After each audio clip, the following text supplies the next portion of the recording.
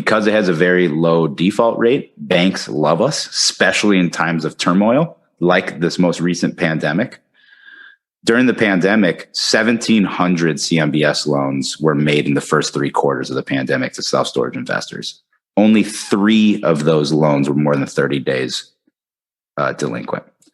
At the same time, if you look at all the CMBS loans that were made to multifamily investors, they were defaulting at a rate of 1,800% higher, 18 times the default rate of self-storage. Just to show you another data point on recessions, right? And how storage does much better than multifamily.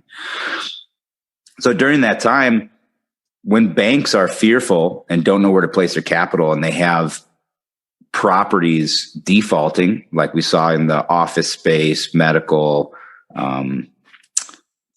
some lower class multifamily as well, they want to shift assets from their books into properties that are more recession resilient. And the way they shift that is by creating demand. The easiest way for a bank to create demand is to give really good terms and really low interest rates. So for example, in June of 2020, which was like peak roaring pandemic, in addition to all the PPP loans that the banks had to make, it was a nightmare to get a loan. Bankers wouldn't even call you back.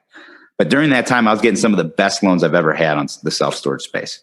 I had a ground up development of a $20 million self-storage facility. So ground up, super risky, right? Compared to existing facility. Correct. They gave us a 80% loan to cost loan.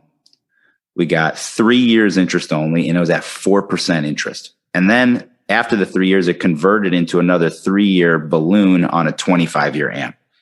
Tell me where you can get loans like that for multifamily in the middle of the pandemic.